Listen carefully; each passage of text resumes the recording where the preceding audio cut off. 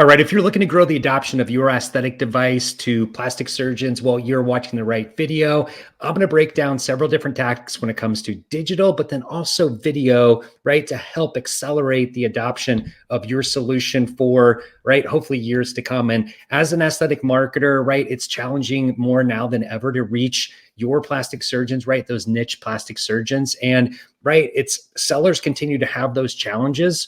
I continue to have conversations with clients in this space, and it continues to be one of those things where sellers continue to have that challenge. So these tactics are going to help grow the adoption of your solution for digital and then video. Conferences, right? They're not going away anytime soon, but how can you leverage different tactics to help grow the adoption of your solution? And let's say you continue to leverage social media, which all companies do, and potentially maybe you're not getting the response that you should be getting. Well, these tactics are going to help accelerate that. The other thing is a lot of clients are telling me that webinars just aren't as effective as possible. So they're looking for alternative tactics and strategies to help elevate the adoption of their solution. And engagement seems to continue to be low. Signups are continuing to be low. So in this video, I'm going to unpack specifically how you can leverage the National Provider Identifier numbers, otherwise known as NPI numbers. And I'm going to show you how you can leverage these numbers to generate a report to show you which plastic surgeons are the most engaged, right? So if you had a report every single month, how would that change your sales process, right? I'm going to also showcase different strategies when it comes to launching a product or just trying to increase your exposure at your major conferences for next year, right?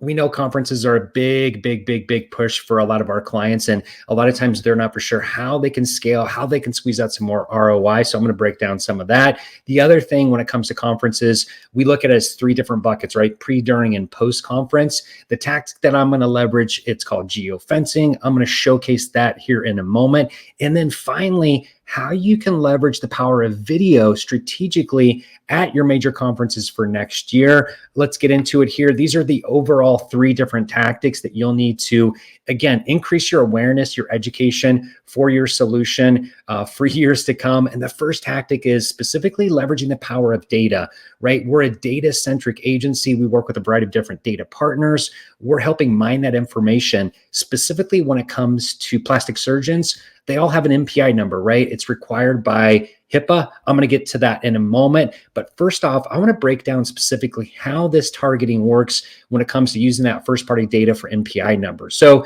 let's say you're a plastic surgeon. You may be familiar with this person on the screen here, Dr. Sheila Nazarin. She's a plastic surgeon. And let's say she's going online, right? She's just doing her normal media consumption, going to like Fortune, Yahoo, Spotify, Food Network, right? Thousands of websites out there. Well, we are able to target Sheila and a variety of different plastic surgeons based on different subspecialties using that NPI number. And the great thing about this tactic, well, it's cross-device. So most people have 3 to 4 different devices that they're leveraging. We can use this information to do that cross-device, specifically mobile phone, tablet, and then laptop. And the great thing about digital campaigns, well, you can optimize, right? So we're always looking at who the audience is, where we're driving the traffic to, different ad formats, frequency. So there's a variety of different levers that we can pull to optimize your campaign. And just as an example, here's the list, and it's only a partial list. So if you're interested and if this information is helpful, I'm happy to send this list to you specifically to see the breakdown of the different subspecialties for plastic surgeons. But right now, one of our data partners, we can target about 8,600 plastic surgeons. And again, that's based on that NPI number. So we're able to leverage that. Again, you may be familiar with the NPI number database, but anybody can go down there, download it, use it. Where we're helping really bridge that gap across our clients is leveraging the information, being able to reach them on those different lifestyle sites that I mentioned. So think about it from a plastic surgeon perspective. So they're going to sports, news, weather, finance, travel, a variety of different sites across all these different screens, right? So we're able to target them specifically one-to-one because everybody has a unique identifier. Again, it's required by HIPAA. All HCPs must have and really used for admin and financial transactions. So the way it really works is specifically once that plastic surgeon goes online, they visit a website that has a logged in experience. Once they're logged in, that triggers our system, our data partner to help connect those dots, right? Once we connect those dots, we can track that prospect specifically one-to-one. And the great thing about this is at the end of the day, the goal is really to drive website traffic, right? Either to your landing page, your main website. And specifically, once we do that, once they click on the ad, that's when the report really kicks in. And I'm going to share the report. This is kind of the holy grail. This is going to make you start kind of drilling a little bit once I'm able to share you which prospects, which plastic surgeons are the most engaged. But once they click in, it starts that ecosystem, right, of the retargeting. Everybody's familiar with retargeting. Once we drive them to the website, we want to get that frequency up. That frequency is something that specifically happens with that retargeting. So the retargeting is something that, again, we're all familiar with. The reason we do this is because most people don't convert right on that first landing once they hit the website for the first time, our website. So we want to be able to retarget them, remessage to them. It's pretty low, only about 3% actually convert on that first outreach. So again, we want to be able to target them, re-engage them, get them back to the website, get that frequency going. And specifically, I'm going to break down next here on the slide how you can use this data to get a lead list, right? This is a lead gen opportunity. As I was mentioning before, there's challenges out there to get those face-to-face meetings, specifically if it's a new prospect, right? This is your prospect list, right? They don't need to fill out any form. Once they click on it, we've got all that data because we're leveraging that information up front, right? We've got those MPI numbers. We're able to bridge the gap to help reach those people, those plastic surgeons online as they're navigating. So every single month, we're sharing this report with our clients, and here's some things that we're able to track. MPI number, first name, last name, if there's an address, right?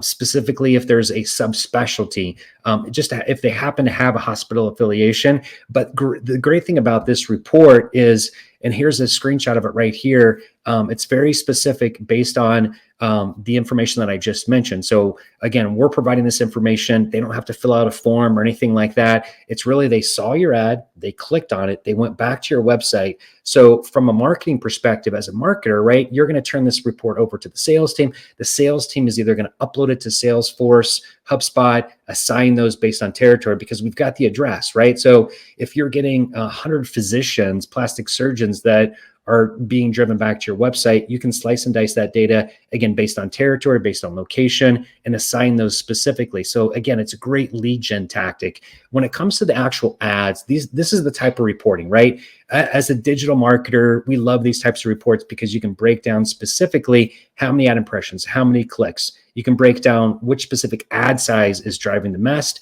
And then ultimately what we're trying to do is optimize this, right? How do we tweak it? How do we drive the best results? What's driving the best results? Is it on mobile phone? Is it on tablet? Is it on desktop? Well, this ad report will be able to showcase that. And I'm sure you've seen these banner ads, the display ads. These are programmatic ads. So I'm sure you've seen all these before, but specifically what we're looking at is a variety of different ad sizes. So you can see up at the top left, that's on a mobile device, obviously a little bit smaller. Desktop are two in the middle. These are display banners. Typically, we're collaborating with clients to work with them to figure out what's the messaging, right? What's the call to action? We want to be educational. We want to be helpful to drive that traffic back to the website. So step number 2, obviously conferences are massive in the aesthetic industry. So how do we squeeze out more ROI when it comes to increasing booth traffic, driving more post-conference follow-up? One of the tactics that you may be familiar with, it's called geofencing. So we put a virtual fence around, let's say, the plastic surgery meeting that's happening in San Diego next year. So we're going to put that virtual fence around the convention center in San Diego.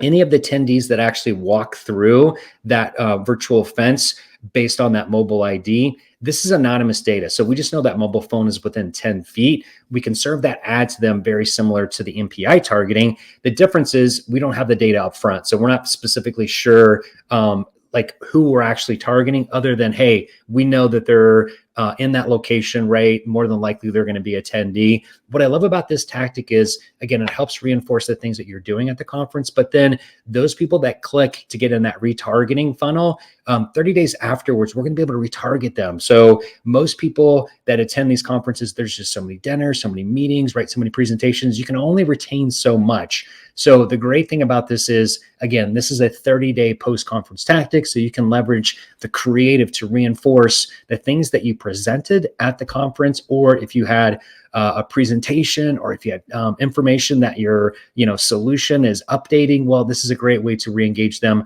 30 days afterwards. And it's very similar to the MPI targeting where it's cross device. So we're going to be able to do laptop, desktop, mobile phone, and then it's across different lifestyle sites similar to the MPI targeting. So news, sports, finance, and then also travel. One of the other tactics that we're leveraging is called digital out of home. You may be familiar with this too. It's called digital or DOOH. And this tactic is a great way to increase the brand, increase the awareness, specifically at conferences. So you know how it is, specifically at those major trade shows, all the attendees are coming out, whether it's in Chicago and San Diego, a variety of different tactics, right? These are the billboards. These are the digital billboards, LED screens. These are in high traffic public places, as you can see up here on the screen. Well, we've got a way to digitally target these different LED screens. And again, it's great for top of the funnel. It's great for awareness. So if you're launching something, you've got some new information or you've got a new solution, digital out of home, something to definitely consider. The other moment of opportunity when you're at conferences is capturing strategic footage with video, right? Video is the superpower when it comes to post-conference follow-up. So whether if you have some sort of workshop, you're presenting information at some sort of podium presentation, right? It's a great opportunity to capture that and then create an on-demand version long after the conference. The other thing we're strategically capturing at a lot of these major trade shows are customer testimonials, right? KOLs, peer-to-peer content's one of the most convincing content that you can capture at these trade shows. And it's much more efficient than having to travel, right, to 5 or 6 different locations. A lot of your KOLs are all in one location. So it's a great strategic way to do it. I'm happy to share different examples with you. If there's some interest, let me know. We can either do on the trade show floor as in this example, and then also this one. But the other great opportunity is if you want more of an intimate, controlled environment, we can also capture in a hospitality suite adjacent to the conference. And then last and finally, right, it's all about the follow-up. Post-conference follow-up is the key. As I mentioned in a couple different of the targeting, whether it's the MPI targeting, the geofencing, all those are driving to a post follow-up, right? What's that retargeting look like? Well, we're driving all those people that have shown interest, that clicked on your ad, went back to your website. We're going to retarget them for 30 days afterwards. And then obviously if we're capturing that strategic footage, whether it's KOLs, customers talking and raving about your solution, or you did a podium presentation, right? Capture that, create that on-demand post-conference. So those great conversations that you're having in the booth, well, you've got some helpful information to follow up with them. Well, I hope this information's been helpful. If it has, feel free to hit the like button, hit the subscribe button, and I look forward to connecting with you in the future. Bye for now.